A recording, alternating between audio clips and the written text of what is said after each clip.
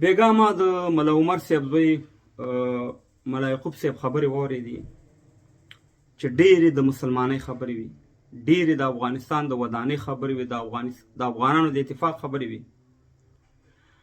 او زه واتو کلونه دغه مبارزه زما دا ده چې موږ یو مسلمانان یو، یو افغانان یو، دا وطن به جوړیږي.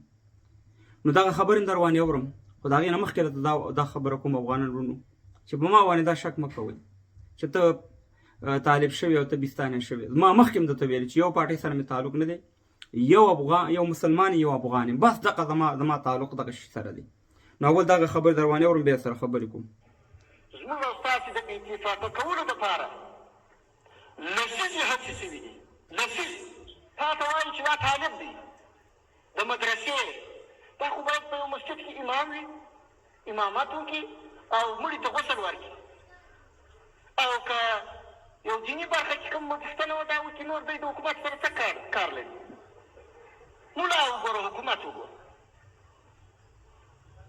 ما ته وایي چې دا د غرب روزنې دي، دا د شرق روزنې دي.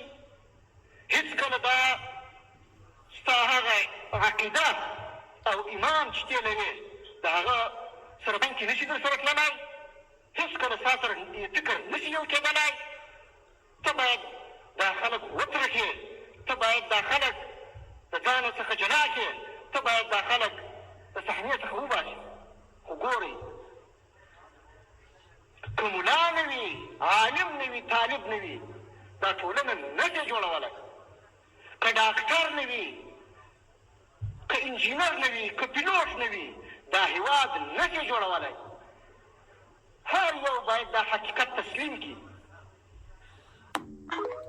واورېدئ، ډېرې زبردستې خبرې دي او زما د واتو کالو هغه ټولې خبرې چې د هغه نچوړ چې دی ده راویستو. مننه درنه کومه ملا یعقوب صاحب.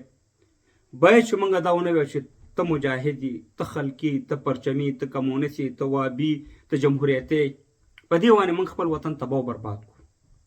نو ملا یعقوب صاحب، اول تا نه غوښتنه ده چې بعضې اشخاص ستاسې په دې اوسني نظام کې راځي، په ټلویزیونونو باندې کښېني، کله اشرف غني صاحب پسې بد وي، کله ډاکټر نجیب پسې بد وي، کله په غرب کې چې خلک چې د دې له یو سپک نظر پر سوشل میډیا کې ادا کوي، نو باید په دغه باندې کار وکړي.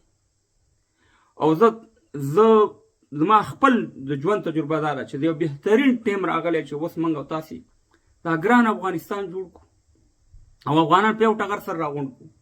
دغه خارج کې چې دا خارج ګور تاسو ته مثالونه در کوم چې دا خارج څنګه جوړ شوی دی، دې صرف دا ویلي چې دغه زموږ هېواد دی او موږ دغه خلک یو، دغه وطنونه که کفار دي او که مسلمانانو دا هېوادونه تاسې وګورئ، یو ملت شوي دي، نو دا وطنونه جوړ کړي. نو چې تر څو پورې موږ یو ملت شوي نه یو، مسلمانان یو الحمدلله، او د موږ د میانده دا خبرې وتینئ دغه د نفرت ډکې، نو قسم دی که وطن په 0 کاله کې هم جوړ کړي. او زه تاسې ته وایم ځوانانو چې دا کومې غونډې کوي په د اروپا او په نورو ځایونو کې، دا اشخاص وپېژنئ. دا هغه اشخاص دي که کله ډاکټر نجیب صاحب حکومت ختم شو، په کابل کې 14 حکومته جوړ کړي وو، زموږ خویندې میندې بې عزته کړې، زموږ په 10,000 زموږ او ستاسې مسلمانان وروڼه افغانان په یو ورځ باندې شهیدان په کانټینر کې واچول، په سر یې ورته میخونه ټکوال. دغه وحشیان دي، دغه پسې مه ځئ. دغه اوسنی نظام، داسې ماشوم نه یم چې زه پسې دې نقل زده کوم. دا اوسنی نظام قسم درته خورم چې دومره د پرمختګ او ترقۍ په طرف روان دی. او د اسلام دشمنان او د افغانستان دشمنان نه غواړي چې افغانستان په پښو ودرېږي او په پرمختګ په طرف لاړ شي. او دغه خلک د دې لپاره دغه فعالیت کوي چې د دې خپل شخصي ګټې دي. دې نه غواړي چې افغانستان جوړ شي، دې نه غواړي چې زموږ ستاسې خویندې په عزت او په دغه کې وخت تېر کړي، د امن په فضا کې افغانان. زه پوهېږم چې بعضې مشکلات به وي، خو انشاءالله په هغې خبرې کوو. د تعلیم خبره شوه، نورې خبرې شوې، په هغې به خبرې کوو. هغه زموږ حق دی، دا موږ ته الله دا حق راکړی. خو راځئ چې د ورانېدلو لاره، د بربادېدلو لاره چې دغه خلکو تعقیب کړې ده، په غرب کې په نور ځایونو کې کوشش شروع کړی دی، انشاءالله دا هېڅکله نشي کامیابېدی چې موږ او تاسې په یو اتفاق او یو اتحاد یو او دا یو چې موږ مسلمانان یو الحمدلله، او موږ افغانان یو، د افغانستان به جوړو. نو راځئ، ما باندې کوم شک مه کوئ، زه نه خیاطي کوم نه چمچهګیري کوم. د ګران افغانستان دپاره خپله مبارزه او د خپله غږ اوچتوم، دا غږ ما سره بدرګه کوئ او نور افغانانو سره ملي فکر، ملي سوچ باید ولرو، نه محدود سوچ. که ملا دی که طالب دی که خلقي دی که پرچمي دی که مجاهد دی که بل دی که بل دی موږ ټول سره ورونه یو او دا ګران افغانستان جوړو. زنده باد په داسې خبرو. ملا یعقوب صاحب سلام درته کوم او الله دې وکړي چې داسې خبرې ته نور هم وکړي چې د افغانان سره په اتفاق او اتحاد شي او د جنگ نه اخوا شي او موږ د قلم د لارې او د آبادۍ د لارې د خپل وطن آباد کړو. زنده باد افغانان، زنده باد. په داسې نرو خبرو زما د زړه خبرې دي کړي دي او زما خپل د مبارزې پالیسي او هغه مطلب همدغه دی چې نن تا ویلو. خدای پامان. دشمنان دې یار ډېر دي قربان کا زړ گیا